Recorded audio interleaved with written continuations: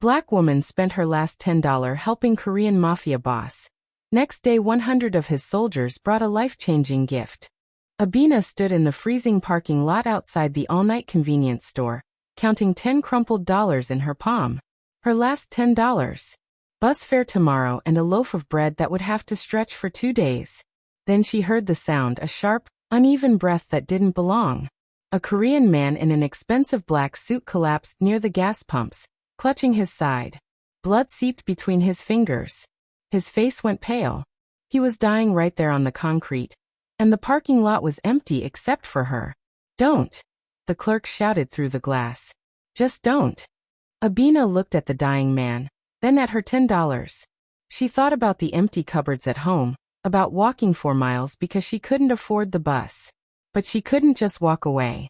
She ran inside, bought antiseptic wipes, gauze, and a bag of ice with her last $10, and knelt beside him in the cold. She pressed her scarf against the wound. She kept him conscious. She saved his life without knowing who he was. What Abena didn't know, that choice would change everything. Because the next morning, 100 black vehicles rolled up to her street. But before we go any further, let me take you back to the morning before the gas station. Before the blood, before the choice, before everything changed.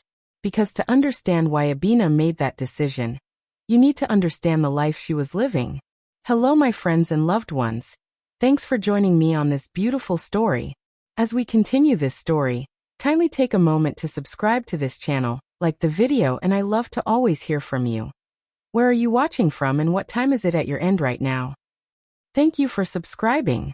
Now let's continue. Abena's alarm went off at 5:30 a.m. that Tuesday morning. She didn't hit snooze.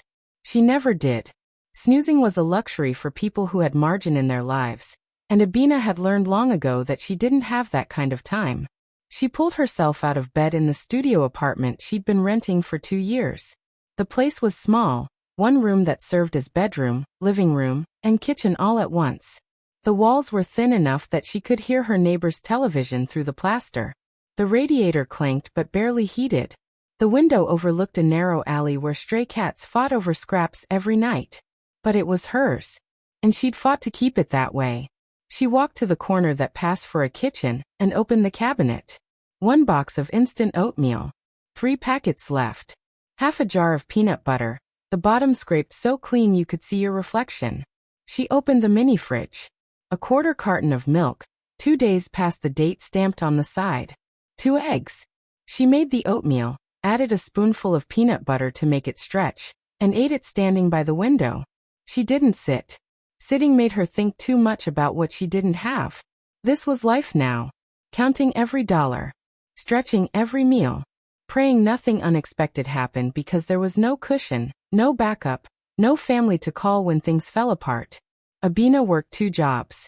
Mornings at Santos Laundromat on the south side. Folding strangers' clothes for $12 an hour. The fluorescent lights buzzed overhead. The industrial dryers rattled like they might explode. Her hands always smelled like bleach and fabric softener, no matter how many times she washed them. Evenings at Rosie's Diner near the highway. Serving truckers, night shift workers, and people passing through on their way to somewhere better. She hustled for tips that sometimes added up to $25, sometimes $8, depending on the crowd, and whether she could keep smiling when her feet screamed for mercy.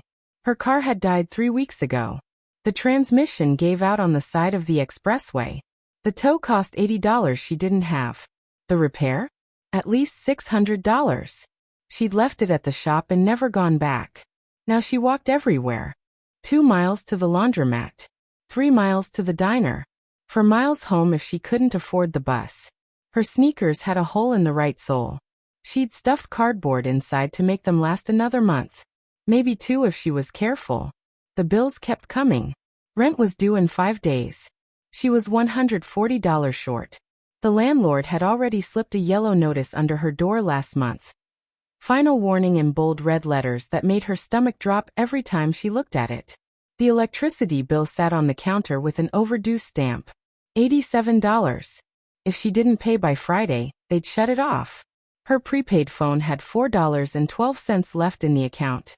3 more days of service. Maybe 4. But Abena didn't complain. Complaining didn't pay rent. It didn't turn the lights back on. It didn't fill the fridge. Her grandmother had raised her with one rule, carved so deep it was part of her bones. Kindness costs nothing, baby, and sometimes it's all we got to give. So Abena smiled at her coworkers even when exhaustion made her want to cry. She asked customers how their day was going, even when her own feet burned like fire. She kept a small notebook by her bed where she wrote 3 things she was grateful for every night. No matter how brutal the day had been, people looked through her most of the time. At the laundromat, customers dropped their bags without making eye contact. At the diner, some left tips, some didn't. Either way, they rarely saw her, really saw her. She was just part of the background, invisible labor that kept their lives moving smoothly. But Abena saw them. She noticed the young mother who came into the laundromat every Thursday with 3 kids and a mountain of clothes, exhaustion etched in every line of her face.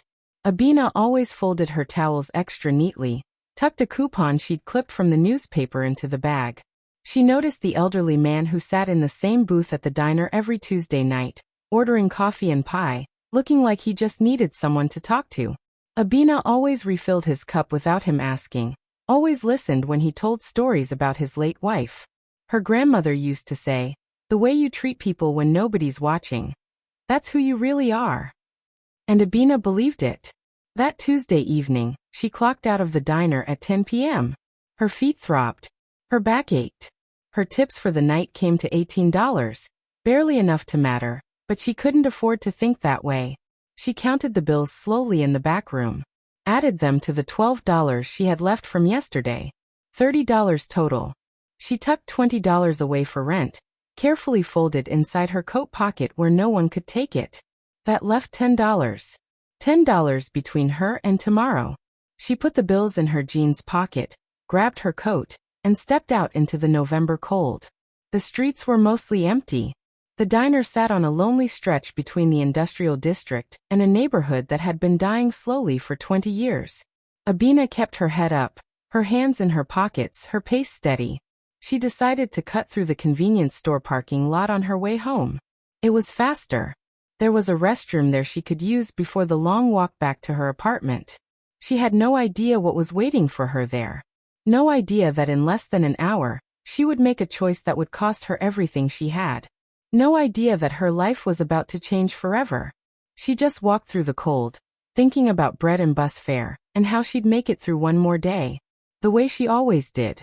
While Abena walked home alone that night with 50 cents in her pocket and blood on her scarf, the man she saved was being carried into a private medical facility on the other side of the city. His name was Jung-hoon, and he was not the kind of man people helped without consequence. In the underground corridors of the city's Korean enclave, Jung-hoon's name carried weight that didn't need to be spoken aloud. He wasn't a politician. He wasn't a celebrity. He didn't appear in newspapers or give interviews on television. But when he walked into a room, conversation stopped. When he made a promise, it was kept. When he gave an order, it was followed without question. Jung-hoon was the chairman of an organization that operated in the shadows, quiet, efficient, invisible to those who didn't need to see it. His empire wasn't built on violence, though violence was available when necessary. It was built on something far more enduring: loyalty, discipline, and a code that went back generations. In his world, debts were always repaid. Always. The men who carried him into the facility that night were more than employees. They were his inner circle, bound to him by more than money or fear. Seo-jun, tall, broad-shouldered, with a scar that ran from his left eyebrow to his jawline. He'd been with Jung-hoon since the beginning, the enforcer who became a brother. He was the first to drop to his knees when the paramedics arrived at the gas station, the first to bark orders into his phone, coordinating extraction with military precision. Gyungo, sharp-eyed, calculating, the strategist who never missed a detail. He was already reviewing surveillance footage from every camera within 3 blocks of the convenience store, cataloging every face, every vehicle, every witness. Dong-won, the youngest of the 3, quiet and lethal in equal measure.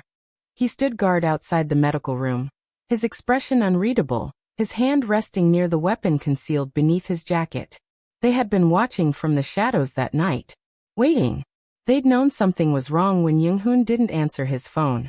They'd tracked his location to the gas station and arrived just in time to see a black woman kneeling in a parking lot, pressing a scarf to their chairman's side while everyone else walked away. Now, as the private surgeon worked to close the knife wound that had punctured Jung-hoon's lower abdomen, Seo-jun stood at the foot of the hospital bed, his jaw clenched. It was close, the surgeon said quietly. Another 30 minutes and he would have bled out. Seo-jun didn't respond. He was staring at Jung-hoon's face, pale, unconscious, hooked up to monitors that beeped in steady rhythm. The injury had come from a meeting gone wrong. A territorial dispute with a rival faction. A blade in the dark that was meant to send a message. Young-hoon had walked away from the confrontation, keeping his composure even as blood soaked through his shirt. He'd made it to his car, made it to the gas station, but he hadn't made it any farther. 3 hours later, Jung-hoon's eyes opened. The room was dim. The monitors still beeped. Seo-jun sat in a chair beside the bed, awake, alert, waiting. "Chairman," Seo-jun said, leaning forward. Jung-hoon's voice came out rough, strained. "The woman." Seo-jun nodded. "We saw her. We have footage." Young-hoon closed his eyes, and for a moment, Seo-jun thought he'd fallen back asleep. But then Young-hoon spoke again, quieter this time. "She spent her last money on me." Seo-jun frowned. "Sir." "I watched her," Young-hoon said. "Before I collapsed. She was counting bills in her hand. $10. That's all she had." She hesitated. Then she bought gauze and ice. She gave it all. Seo-jun leaned back slowly, understanding settling over him like a weight. In their world, nobody helped without expecting something in return. Nobody sacrificed without calculating the gain. Nobody showed mercy to a stranger bleeding in a parking lot while a clerk shouted warnings and bystanders turned away. But she had. "Find her," Young-hoon said, his voice hardening into command. "We already have her address," Kyung-go said from the doorway. "Abena Williams. 28 years old. Works 2 jobs, laundromat and diner. Rents a studio on the south side. Behind on rent. No family. No car. Walks everywhere." Young-hoon opened his eyes again, staring at the ceiling. "She didn't ask my name," he said quietly. "Didn't ask for anything. She just helped." Seo-jun exchanged a glance with Kyung-go. They had spent years in a world where kindness was currency, where mercy was a transaction. The idea that someone would act without expectation, without leverage, without agenda, it was almost incomprehensible. But Young-hoon understood something his men didn't. Kindness was never accidental. It was a choice, a deliberate act of will. And in a world that crushed people like Abena Williams under the weight of indifference, choosing kindness anyway wasn't weakness. It was power. "Assemble the men," Young-hoon said. "How many?" Seo-jun asked. Jung-hoon's eyes hardened. "All of them." By dawn, Young-hoon was sitting upright, the wound stitched and bandaged, pain medication dulling the worst of it. Kyung-go had compiled a full report, every detail of Abena's life laid out in meticulous order. Dongwon stood ready with a phone, waiting for the call. Seo-jun had already dispatched vehicles. Young-hoon stared at the report in his hands. A life measured in dollars and debts, in long hours and short meals, in choices made alone in the dark. She had seen him dying and chosen to act. Now he would choose to correct the imbalance. In his world, debts were always repaid. Always. "Tomorrow morning," Young-hoon said. "We go to her." Seo-jun bowed his head. "Yes, Chairman." Abena walked home in the dark. No bus. No breath. Just 50 cents in her pocket and blood dried into the fibers of her scarf. The cold bit through her thin coat as she moved through empty streets, each step sending a dull ache up through her worn sneakers. For miles. Maybe more. She'd lost count somewhere around mile 2, when the adrenaline finally wore off and the reality of what she'd done began to settle in. She'd spent her last $10. $10 that were supposed to get her through tomorrow. $10 that were supposed to be bus fare and bread and maybe, a jar of peanut butter if it was on sale. Gone. Spent on a stranger bleeding in a parking lot. A stranger in an expensive suit who probably had more money in his wallet than she'd see in 6 months. Abena's hands shook as she walked, though she couldn't tell if it was from cold or shock or the bone-deep exhaustion that never quite left her anymore. Did I just make the biggest mistake of my life? The question circled in her mind like a vulture. She thought about the landlord's yellow notice taped to her door. Rent due in 5 days. She was $140 short before tonight. Now she was $150 short. And she had no way to make up the difference. She thought about the empty cabinet at home. The 2 eggs in the fridge. The oatmeal packets running out. She thought about walking to work tomorrow. 2 miles in shoes with cardboard stuffed in the sole, because she couldn't afford the bus. What was I thinking? But even as the doubt clawed at her, another voice pushed back. Quieter. Steadier. He was dying. And nobody else was going to help him. Abena passed a 24-hour convenience store, not the one from earlier, a different one. Through the window, she saw a clerk scrolling on his phone. A customer buying cigarettes. Everything normal and mundane and untouched by what had just happened to her. The world kept turning. Nobody knew. Nobody cared. She crossed into her neighborhood just after midnight. The streetlights flickered. A car alarm wailed 3 blocks over. Music thumped from a basement apartment, bass rattling the windows. Home. She climbed the concrete steps to her building, pulled open the heavy door, and trudged up 3 flights of stairs. Her legs felt like lead. Her back screamed. Every muscle in her body begged her to stop, to sit, to rest. She unlocked her apartment door and stepped inside. Dark. Cold. Silent. She flipped the light switch. The bulb flickered twice before holding. She looked around at the small space. The narrow bed shoved against one wall, the 2-burner stove, the mini fridge humming in the corner, the window with its view of the alley. This was what she'd sacrificed $10 to keep. This. Abena pulled off her coat, hung it on the hook by the door, and saw the bloodstain on her scarf. Dark. Dried. Real. She thought about washing it, but the idea of standing at the sink for another 10 minutes made her want to cry. Instead, she left it draped over the back of the chair and walked to the fridge. 2 eggs. 1/4 carton of milk. 3 packets of oatmeal in the cabinet. That was tomorrow's food. All of it. She closed the fridge and stood in the middle of her apartment, staring at nothing. I should feel good about this, she thought. I saved someone's life. But all she felt was tired. And scared. And alone. She thought about her grandmother. About the rule that had guided her whole life. Kindness costs nothing, baby. Except tonight it had cost everything. Abena sat on the edge of her bed and pulled off her shoes. The cardboard insert fell out of the right one, torn and useless. She'd have to find something else to stuff in there tomorrow. Maybe newspaper. Maybe. She stopped thinking. It didn't matter. She lay back on the bed, still in her jeans and shirt, too exhausted to change. She stared at the ceiling, at the water stain in the corner that looked like a fist, and tried to decide if she regretted what she'd done. She couldn't. Even now, broke, hungry, afraid, she couldn't regret it. Because when that man looked at her and asked why, the answer had been so simple it hurt. Because you were hurt. Because no one else would. Because it was the right thing to do. Abena closed her eyes.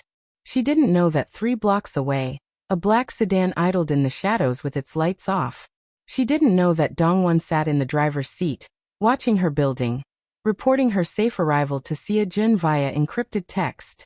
She didn't know that in a private medical facility across the city, Young-hoon was already awake, already planning, already assembling what came next. She didn't know that tomorrow morning would change everything. All she knew was that tomorrow, she'd wake up hungrier than she'd gone to bed.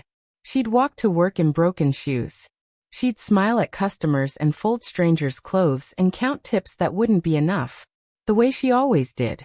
Abena pulled the thin blanket over herself and let exhaustion drag her under. Morning came too soon. The alarm didn't go off. She'd forgotten to set it. Instead, sunlight crept through the window, cold and pale, touching her face like an unwelcome guest. Abena opened her eyes slowly. For one brief, merciful second, she didn't remember. Then it all came rushing back. The parking lot. The blood. The $10. The long walk home. She sat up, her body protesting every movement, and looked around her apartment. Everything was exactly as she'd left it. The bloodstained scarf on the chair. The empty cabinet. the quiet pressing in from all sides. She stood, walked to the window, and looked down at the street below. Empty. Calm. Ordinary. The city waking up like it always did. Abena took a breath, steadying herself for another day of survival. She didn't hear the engines yet. She didn't see the convoy forming 6 blocks away. She didn't know that in less than an hour, everything she thought she knew about her life would be proven wrong. The morning light was deceptive. It promised nothing. But something was coming. Abena woke to hunger. Not the kind that grumbles and fades. The kind that sat heavy in her stomach, hollow and persistent, reminding her with every breath that she hadn't eaten since yesterday morning. She dragged herself out of bed, every muscle stiff and aching from the night before. The apartment was cold. The radiator hadn't kicked on yet. Or maybe it had given up entirely. She pulled her coat tighter around her shoulders and walked to the kitchen corner. 2 eggs in the fridge. 3 packets of oatmeal. No breath. No milk worth drinking. She filled a small pot with water and set it on the stove. Turned the burner on. Watched the flame flicker blue beneath the metal. While the water heated, she opened the cabinet and stared at the empty shelves. A few mismatched mugs. A jar of instant coffee with maybe 2 spoonfuls left at the bottom. The water began to steam. Abena poured it into a mug. No tea bag, no sugar, nothing. Just hot water. She wrapped her hands around the ceramic, letting the warmth seep into her palms, and pretended it was tea. She sat by the window, looking down at the street below. Empty. Quiet. Gray morning light washing over cracked pavement and chain-link fences. This was her life. This was what she'd woken up to every day for 2 years. Abena took a sip of the hot water and closed her eyes. Then she felt it. A vibration. Low. Deep. Rhythmic. At first, she thought it was construction, a jackhammer somewhere down the block. But it grew louder. Closer. Abena opened her eyes and looked down at the street. The ground was trembling. Then she heard the engines. Not 1. Not 2. Many. The sound rolled through the neighborhood like thunder, growing louder with each second. Abena stood, pressing her face closer to the window, her breath fogging the glass. Black vehicles turned onto her street. Sleek sedans. SUVs with tinted windows. One after another, they rolled in synchronized precision, lining both sides of the narrow road as far as she could see. 10, 20, 30. More. Doors opened in perfect sequence, smooth, controlled, deliberate. Men stepped out. All of them dressed in black suits. All of them moving with the same military precision. 50, 70, 100. Maybe more. Abena's mug slipped from her hand and shattered on the floor. She didn't notice. Down below, neighbors began emerging from their buildings. Mrs. Chun from 2B peeked through her curtains. The teenager from across the hall opened his door, looked outside and slammed it shut. Someone shouted. A car alarm went off, and then abruptly stopped. Fear rippled through the street like a wave. The men in black stood perfectly still, forming 2 lines that stretched from the building entrance all the way to the end of the block. Abena's heart hammered against her ribs. What is this? What did I do? Then the knock came. Slow. Firm. Controlled. 3 measured strikes against her apartment door. Abena stood frozen by the window, her body refusing to move. The knock came again, patient and unyielding. Her hands shook as she crossed the small space. She reached for the doorknob. Hesitated. Should I open it? Should I run? There was nowhere to run. She turned the lock and pulled the door open. A man stood in the hallway. Tall, broad-shouldered, with a scar running from his eyebrow to his jaw. His expression was stone, but when their eyes met he bowed, deeply, respectfully. My name is Sia Jun, he said, his voice steady and formal. We are here for you. Abena's knees nearly gave out. I don't understand. Sia Jun stepped aside, and the crowd of men outside parted like a curtain. Young-hoon stepped forward. Alive. Upright. Immaculate in a dark coat and tailored suit. His face was calm, composed, but his eyes carried a weight that made the air feel heavier. Abena's breath caught in her throat. The man from the parking lot. The man who'd been bleeding. The man she'd saved with her last $10. He was standing in front of her building, surrounded by 100 soldiers, looking at her like she was the only person in the world. Young-hoon walked forward slowly, each step measured. Seo-jun and two other men flanked him, one sharp-eyed and calculating, the other younger, quieter, lethal. Neighbors watched from windows and doorways, too afraid to speak. Young-hoon stopped at the base of the steps leading to Abena's building. He looked up at her, standing in the doorway 3 floors above, her coat pulled tight around her shoulders, her face pale with confusion and fear. "You spent your last $10 on me," Young-hoon said. His voice carried clearly through the silent street, calm and deliberate. "I had my men verify." Abena's mouth opened but no sound came out.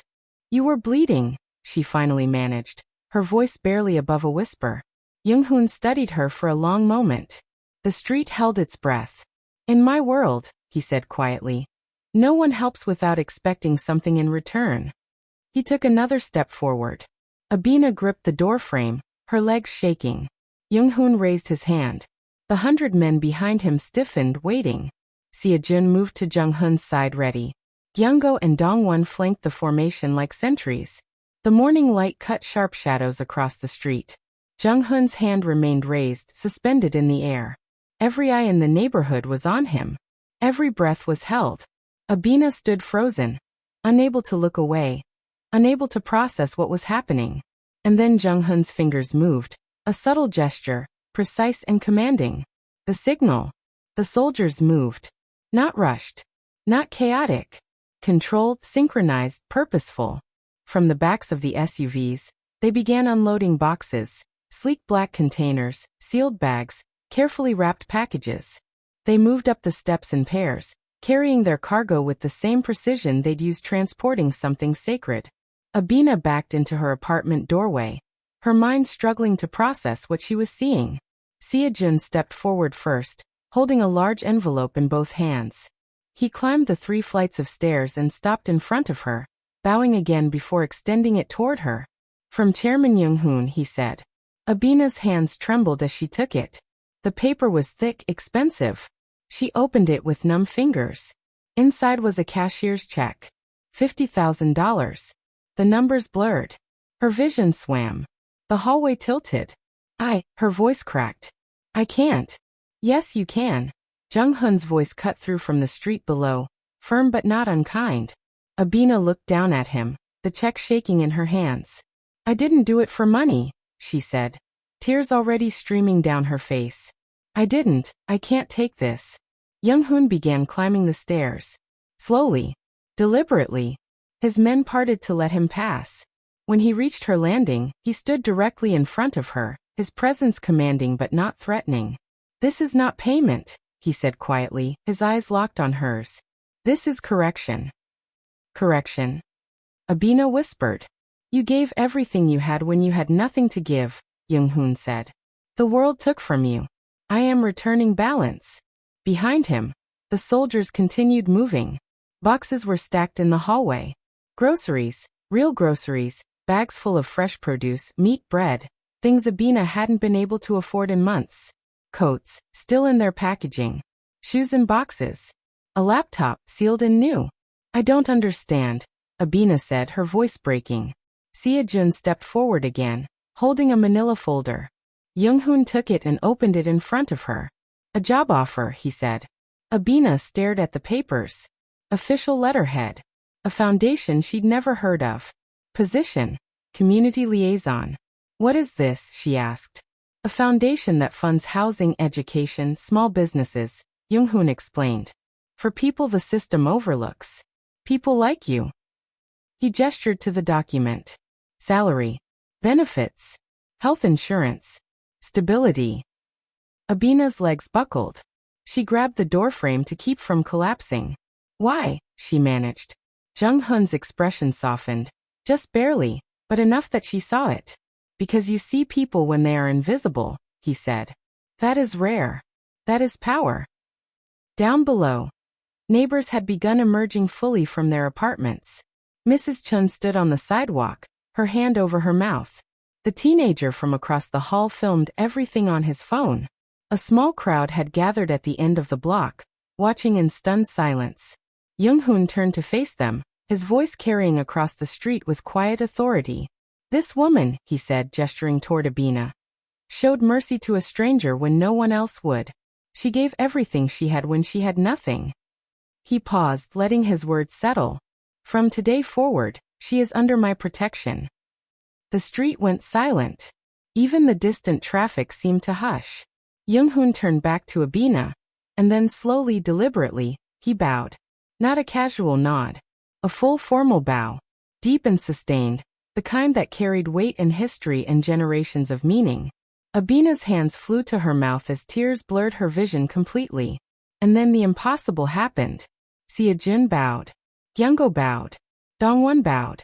And then, like a wave rolling through formation, all 100 soldiers bowed in perfect unison. 100 men in black suits, standing on a broken street in a forgotten neighborhood, bowing to a woman who cleaned strangers' clothes and served coffee for tips. The world stopped. Mrs. Chun whispered something in Cantonese, her eyes wide. The teenager lowered his phone, too stunned to keep filming. A woman Abena had never met began crying openly. Fear had shifted to confusion. Confusion had shifted to awe. Abena covered her face with both hands, her body shaking with sobs she couldn't control. Her legs finally gave out and she sank to her knees in the doorway, overwhelmed, undone, unable to hold the weight of what was happening. Young-hoon straightened and stepped closer. He knelt beside her. Not above her, not towering, but eye level. You went to bed hungry last night, he said softly. You woke up afraid. But you did not regret helping me. I know this because I know people. And you, Abena Williams, are not like most people. He stood and gestured to his men. Bring everything inside. Make sure she has what she needs. Seo-jun nodded and began directing the operation.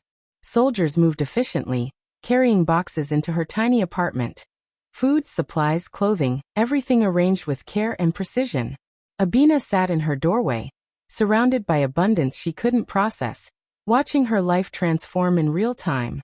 The studio apartment that had been cold and empty an hour ago was now full. Not just with things but with possibility. Young-hoon stood at the top of the stairs, his coat catching the morning breeze, his men assembled behind him like an army waiting for the next command. He looked at Abena one last time. You gave me my life, he said. I am returning yours. Then he turned and descended the stairs, his soldiers following in perfect formation. The vehicles began pulling away one by one, smooth and silent, until the street was empty again. Except for the neighbors standing in stunned silence. And Abena kneeling in her doorway, her hands still shaking, her world completely rewritten. She had gone to bed invisible. She woke up seen. The video went viral in 6 hours. The teenager from across the hall, Marcus, had posted it from 3 different angles. The black convoy filling the street. The 100 men in formation. Jung-hoon's declaration. The bow that seemed to bend reality itself. By noon, it had 200,000 views. By evening, 2 million. By the next morning, news vans lined Abena's block. She watched from her window as reporters set up cameras, as neighbors gave interviews, as the story took on a life she couldn't control. Local woman's act of kindness repaid by mysterious benefactor. The $50,000 thank you. Viral moment captured on video. Who is the man behind the 100-soldier tribute? Abena's phone, newly replaced by one of Jung-hoon's men with actual service, wouldn't stop buzzing. Messages from people she hadn't spoken to in years. Friend requests from strangers. Interview requests from podcasts, local news, national morning shows. She turned the phone off and sat in the middle of her apartment, surrounded by boxes she still hadn't fully unpacked. The groceries in her fridge felt like a dream. The new coat hanging by the door felt like it belonged to someone else. The check, $50,000, sat on her counter, still not deposited because every time she looked at it, her hands started shaking. A knock came at the door. Abena tensed, but when she looked through the peephole, she saw Mrs. Chun from 2B, holding a covered dish. She opened the door slowly. Mrs. Chun smiled. A real smile. Warm and genuine, nothing like the polite nods they'd exchanged in the hallway before.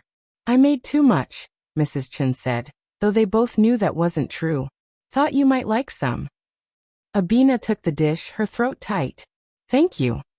Mrs. Chun patted her hand. You're a good person. I always knew. But she hadn't. None of them had. Abena had been invisible to this building for 2 years, just another tenant struggling to make rent, another face in the hallway. Now suddenly she was seen.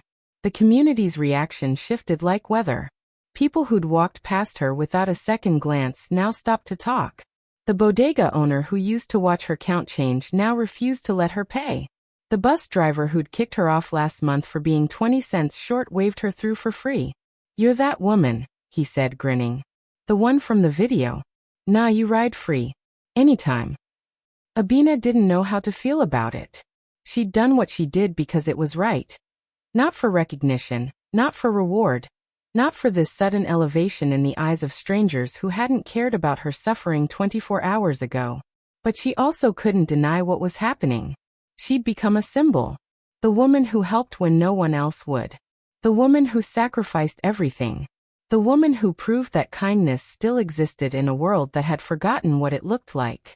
Strangers tagged her in posts with captions like, "Be like Abena," and "This is what humanity looks like."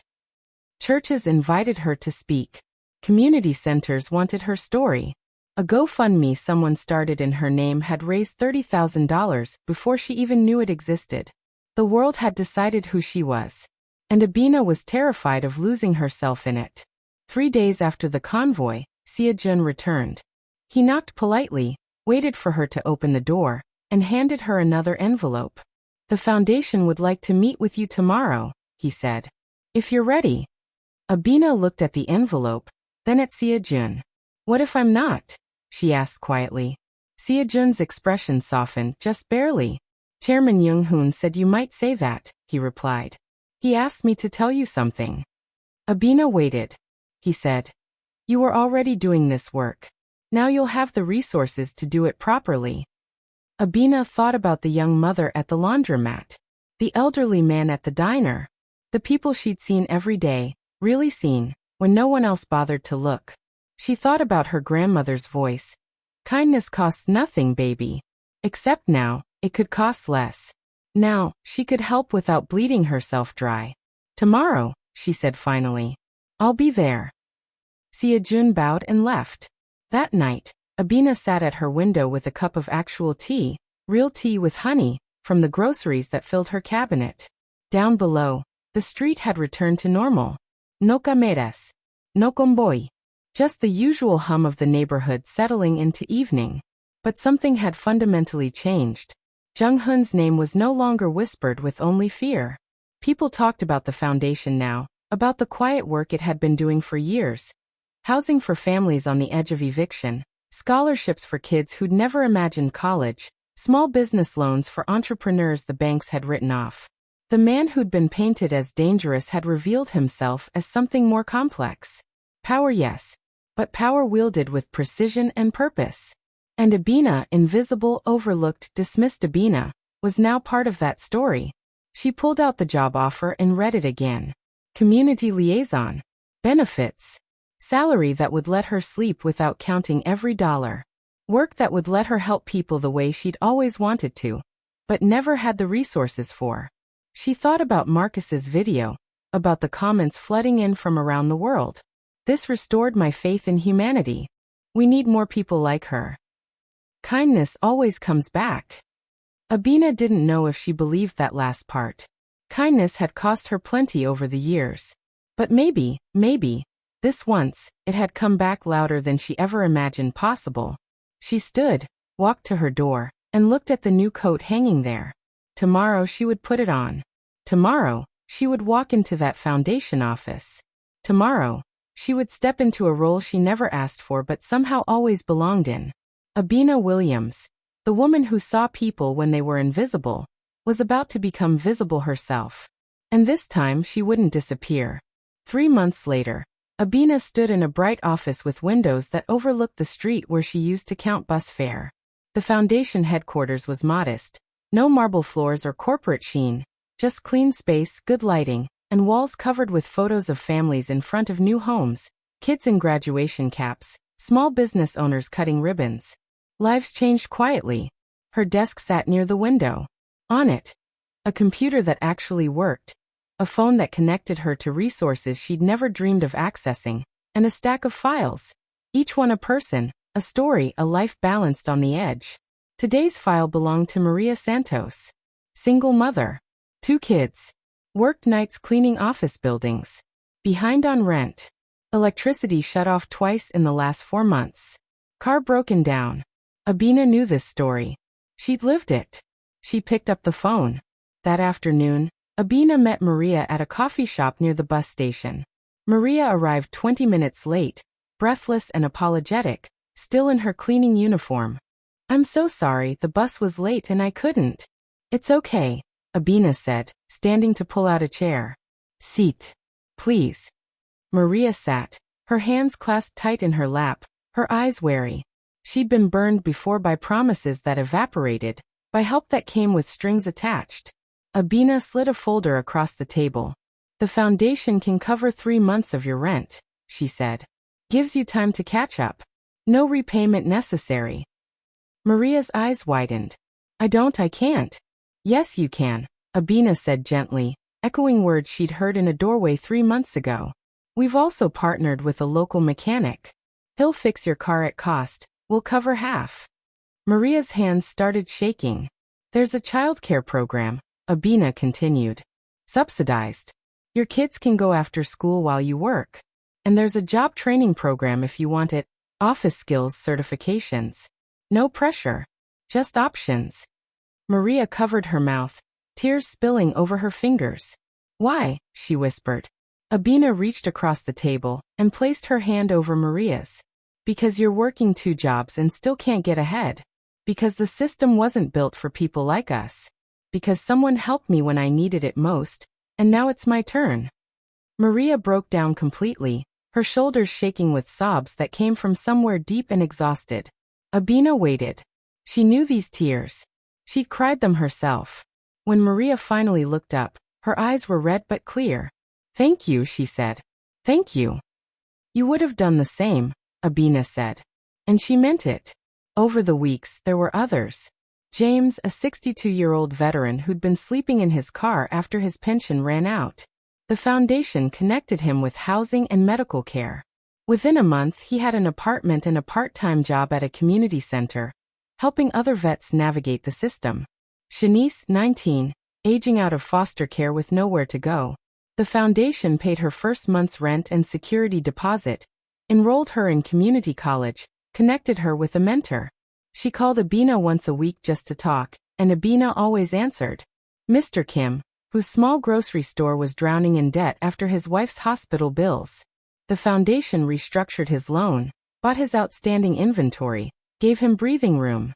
3 months later, his store was full again, and he'd hired 2 part-time workers from the neighborhood. Small victories. Quiet transformations. Lives pulled back from the edge, one decision at a time. Abena didn't see Young-hoon often. He kept his distance, respectful, not controlling. But sometimes she'd catch a glimpse of a black sedan parked down the block when she left the office. Sometimes Sia-jun would appear with a message. The chairman wanted you to know the Martinez family's loan was approved, or Chairman Young-hoon asked if you needed additional staff. One evening, 6 months into her new role, Abena left the office late and found Young-hoon standing by his car, hands in his coat pockets, watching the streetlights flicker on. "Chairman," she said, surprised. He turned and gave a slight nod. "Abena, still working late." "People need help outside business hours," she said. Young-hoon smiled, barely, but it was there. "You've helped 147 people in 6 months. Sia-jun keeps count." Abena didn't know what to say. "You were right to choose me that night," Young-hoon said quietly. "Not because of what I could give you, but because you saw someone in need and acted. That is rare. That is why this works." He gestured toward the office building. "You know what they need, because you've been where they are. I can provide resources, but you provide something more valuable." "What's that?" "Dignity," Young-hoon said. "You don't save people. You see them. There's a difference." Before she could respond, he bowed, brief but sincere, and got into his car. Abena watched the taillights disappear into traffic. 2 weeks later, Abena was walking to the bus stop after a long day when she heard it. A sound that didn't belong. A sharp, desperate breath. She stopped, her body remembering before her mind caught up. She turned and saw a young woman slumped against a building, clutching her stomach, her face twisted in pain. Her jacket was thin. Her shoes were falling apart.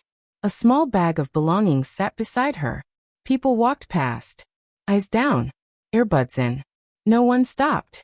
Abena looked at the woman, and for a moment, she was back in that parking lot. Cold, afraid, calculating what she could afford to give. But this time was different. This time, she had resources. She had a phone with real service. She had connections to doctors who volunteered with the foundation. She had a car, her own car, reliable and paid for. This time, she didn't have to choose between helping and surviving. Abena walked over and knelt beside the woman. "Hey," she said gently. "My name is Abena. Can you tell me what's wrong?" The woman looked up, her eyes full of fear and pain. And in that moment, Abena understood what Young-hoon had been trying to tell her. The gas station night hadn't just changed her life. It had given her the power to change others. She pulled out her phone. "I'm going to help you," she said. "Okay. You're not alone." The woman nodded, tears streaming down her face. And Abena, who had once given everything when she had nothing, now gave something even more powerful. Hope. Sometimes, late at night, Abena still thinks about that parking lot. The cold concrete. The flickering lights. The blood spreading dark across expensive fabric. The crumpled bills in her hand. $10 that were supposed to be survival. She thinks about the moment before she made her choice. The calculation. The fear. The voice in her head screaming, "Walk away. This isn't your problem. You have nothing to give." She thinks about how easy it would have been to keep walking. How no one would have blamed her. How the world had already taught her that people like her, invisible, struggling, barely surviving, weren't supposed to be the ones who saved anyone. That was someone else's job. Someone with more. Someone stable. Someone who could afford compassion. But she'd knelt anyway. She'd spent everything anyway. She'd helped a dying stranger anyway. And that single choice, made alone in the dark while the world looked away, had changed everything. A year later, Abena stood in front of a room full of people at a community center. They'd asked her to speak, to share her story, to explain what had happened that night and what had happened since. She looked out at the faces, young and old, tired and hopeful, people who'd come because they were barely holding on and needed to believe that something could change. She saw herself in every single one of them. "I was hungry that night," Abena said, her voice steady. "I'd been hungry before, but that night was different. I had $10 left in the world. $10 between me and walking 4 miles home in broken shoes. $10 that were supposed to stretch for 2 more days." The room was silent. "And then I saw a man dying," she continued. "A stranger. Someone I didn't know. Someone who honestly looked like he had everything I didn't." She paused, remembering. "I could have walked away. Part of me wanted to. But I kept thinking about my grandmother, about how she died on a sidewalk while people stepped over her, about how it felt to know that no one stopped. No one cared. No one thought she was worth 10 minutes of their time." Abena's throat tightened, but she pushed through. "So I made a choice. I spent everything I had. And I went to bed that night not knowing if I'd made the biggest mistake of my life." A few people in the audience nodded. They understood that fear intimately. "But here's what I learned," Abena said, her voice growing stronger. "Kindness doesn't disappear. It multiplies. It echoes. It comes back in ways you can't predict and don't control." She gestured around the room. "In the last year, this foundation has helped over 300 families. We've kept people housed. We've paid medical bills. We've given people the chance to breathe when the world was suffocating them. And every single person we've helped, they've gone on to help someone else." Her eyes swept across the crowd. "Maria, the woman I met in a coffee shop 6 months ago? She now volunteers at a food bank every weekend. James, the veteran who was living in his car? He's helping other vets navigate housing assistance. Shanice, who aged out of foster care with nothing. She mentors younger kids in the system now." Abena's voice softened. "That's what kindness does.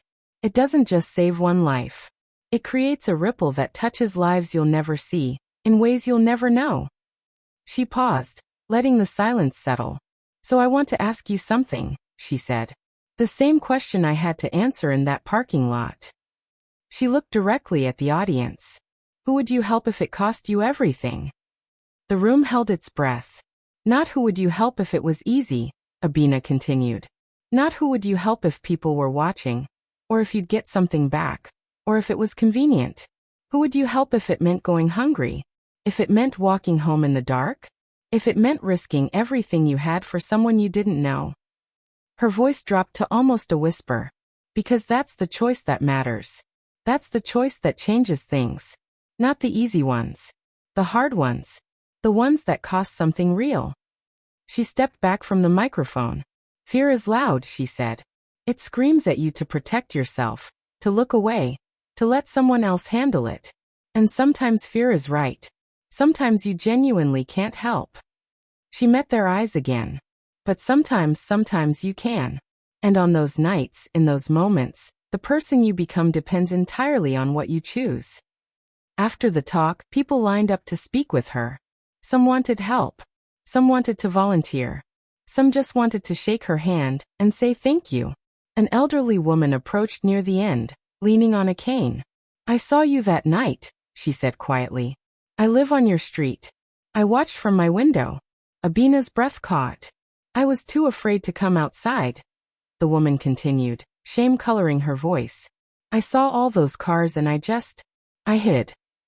It's okay, Abena said gently. No, the woman said firmly. It's not. But yesterday, I saw a young man collapse at the bus stop. And I remembered you. So I called 911.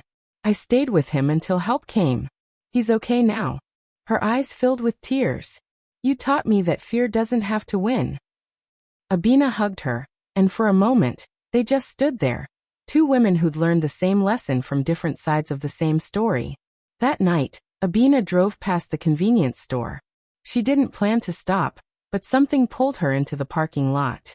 She parked near the gas pumps and stepped out into the cold. The place looked exactly the same. Flickering lights. Cracked pavement. The same tired clerk visible through the glass. But Abena wasn't the same.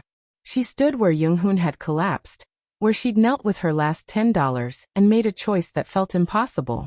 And she understood now what she couldn't have known then. That night wasn't about money. It wasn't about reward. It wasn't even about saving one man's life. It was about who she chose to be when everything was stripped away, when there was no audience, no guarantee, no safety net. Just her and a stranger and a choice. Fear had been loud that night. But kindness had echoed longer. Abena got back in her car and drove home. The city lights blurring past her window. Somewhere out there, someone else was facing their own parking lot moment.